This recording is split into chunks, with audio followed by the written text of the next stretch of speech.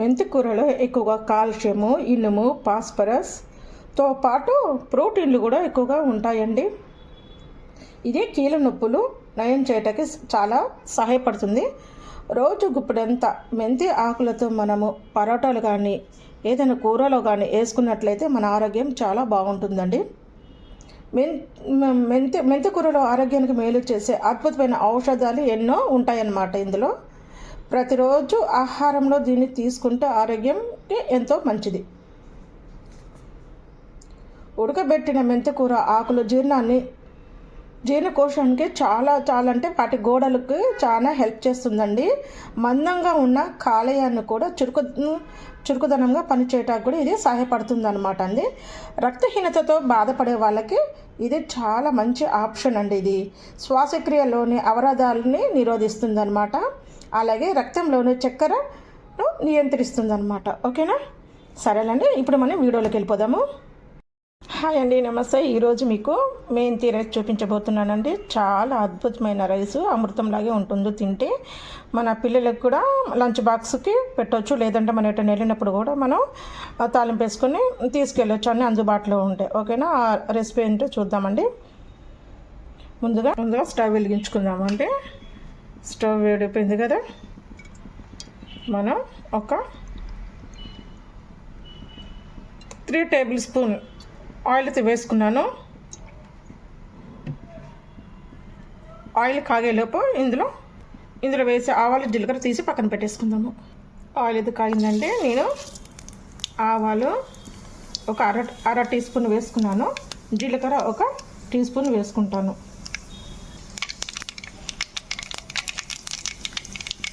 జీలకర్ర కూడా వేసుకున్నాం కదా, చిట్పట్లు ఆడుతున్నాయి కదా. ఇప్పుడు మనం ఉల్లిపాయలు వేసుకుందామండి. ఒక చిన్న ఉల్లిపాయ అయితే సరిపోతుందండి, పెద్దది అక్కర్లేదు. ఉల్లిపాయ కూడా వేగిపోయింది కదా. ఇప్పుడు మనము ఇందులో మెంతాకులు వేసుకుందామండి. చిన్న కట్టెలు 2 వేసుకుంటే సరిపోద్ది. రైస్ ఒక డబ్బా అన్నమాట, పోతేకి. చక్కగా పచ్చి వాసన పోయే వరకు, మంచి స్మెల్ వచ్చే వరకు ఫ్రై చేసుకోవాలి. ఇప్పుడు ముందుగానే ఆయిల్ ఎందుకు వేసుకుంటున్నామంటే మంచి ఫ్లేవర్ పట్టకాకండి. మనం అన్నం కలిపేటప్పుడు కూడా వేసుకోవచ్చు, కానీ అంత బాగోదన్నమాట. పచ్చి వాసన వచ్చేస్తుంది. ఆ స్మెల్ పోవడానికి ముందు ఈ ఆయిల్ వేసి ఫ్రై చేసుకోవడానికి చాలా బాగా స్మెల్ వస్తుంది. ఆరోగ్యానికి దాంట్లో ఉన్న ఫ్లేవర్ అంతా అన్నానికి, మన రైస్కి అంటుతుందన్నమాట. మెంతికూర కూడా చక్కగా వేగిపోయింది కదా. ఇప్పుడు మనము పచ్చిమిర్చి ఒక 4 కట్ చేసుకొని వేసుకుందామండి. ఎందుకంటే పిల్లలు తింటారు కదా, అందుకని ఈ కారమే సరిపోతుంది పిల్లలకైతే. లేదనుకుంటే మీరు కొంచెం మామూలు కారం కూడా వేసుకోవచ్చు. నేనైతే పచ్చిమిర్చి వేస్తున్నాను. ఇది కూడా చక్కగా వేగనివ్వాలండి. చాలా బాగుంటుంది. ఆరోగ్యానికి ఆరోగ్యం, రుచికి రుచి ఈ మెంతి కూర. ఇప్పుడు కరివేపాకు కూడా వేసుకుందాము.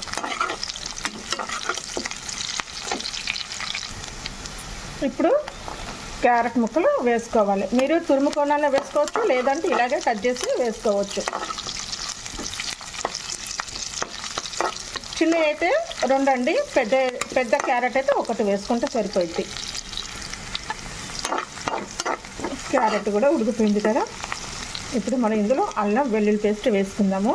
అల్లం వెల్లుల్లి పేస్ట్ మీకు ఇష్టం లేకపోతే అల్లం వెల్లుల్లి ఉంటుంది కదా, సన్నగా తరిగి వేసుకోవచ్చు.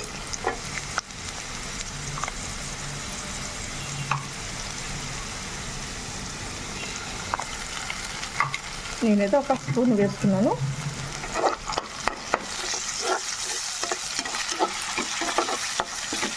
అల్లం కూడా పచ్చి వాసన పోయే వరకు ఫ్రై చేసుకోవాలి, టమాటా వాసన వచ్చే వరకు. ఇప్పుడు టమాటా ముక్కలు వేసుకుందామండి. సన్నగా తరుక్కోవాలి టమాటా ముక్కలు. ఇప్పుడు 1 స్పూన్ సాల్ట్ వేసుకుందాము. అలాగే పసుపు కూడా ఇప్పుడే వేసుకుందాము. కొద్దిగా పసుపు వేసుకుందాము. అలాగే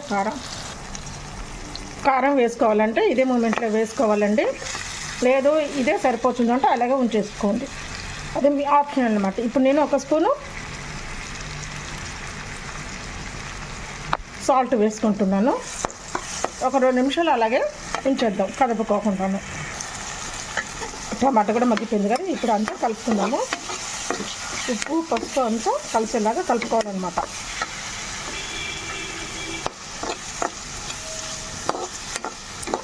చాలా బాగుంటుందండి, మీరు తప్పకుండా ట్రై చేయండి. మొదటిసారిగా నా వీడియో చూసినట్లయితే ఒక లైక్ ఇవ్వండి, మన ఛానల్ని సబ్స్క్రైబ్ చేసుకోండి. ప్లీజ్ ఫ్రెండ్స్, నాకు సపోర్ట్ ఇవ్వండి. ఇప్పుడు రైస్ని మనము అందులో వేసి కలుపుకుందామంటే రైస్ చల్లారిపోయింది. నేనైతే డైలీ యూజ్ చేసే రైస్తోనే చేస్తున్నాను. మీరు అది కాదనుకుంటే బాస్మతి రైస్ అయినా ఉపయోగించుకోవచ్చు. అన్నం అయితే వేసుకొని కలుపుకుందామండి. ఇట్లా పొడి పొడిగా ఉండాలన్నమాట.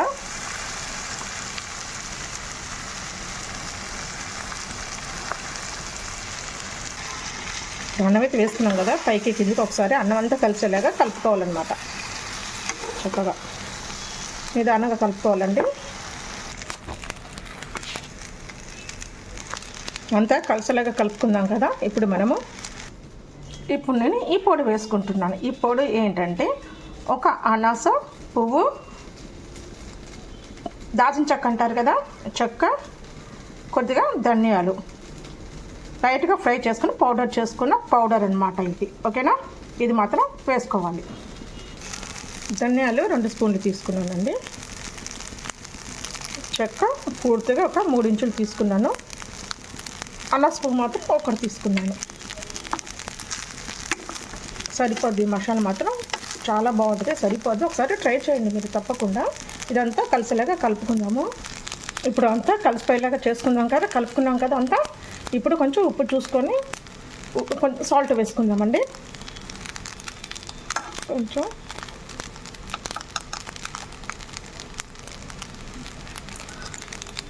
నాకైతే ఉప్పు సరిపోయిందండి, మీకు సరిపోతే మీరు వేసుకోండి. ఇప్పుడు కొద్దిగా ఆల్రెడీ మనం టమాటాలు వేసుకున్నాం కాబట్టి ఒక చిన్న నిమ్మకాయ అరచక్క మాత్రం నిమ్మకాయ రసం పిండుకొని అంతా కలిపేసుకుందాం కలిసేలాగా. అంతా కలిసేలాగా కలుపుకున్నాం కదా. ఇప్పుడు మనము ఒక 2 నిమిషాలు మూత పెట్టుకొని అలాగే ఉంచేద్దామండి. 2 నిమిషాలు అయింది కదా. ఇప్పుడు చక్కగా కొత్తిమీర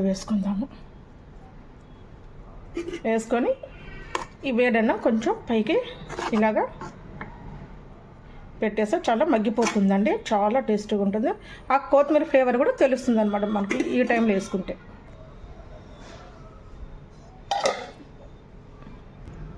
వేరే డిష్లోకి మార్చుకుందామండి. అన్నం అయితే ఎంతో టేస్టీగా ఉండే మెంతికూర, క్యారెట్, టమాటా రైస్ రెడీ. ఈ వీడియో కనుక మీకు నచ్చితే లైక్ చేయండి, షేర్ చేయండి, సబ్స్క్రైబ్ చేసుకుని ఉండండి నా ఛానల్. మరొక మంచి వీడియోతో మేము ముందుకు వస్తాను. Okay friends, bye.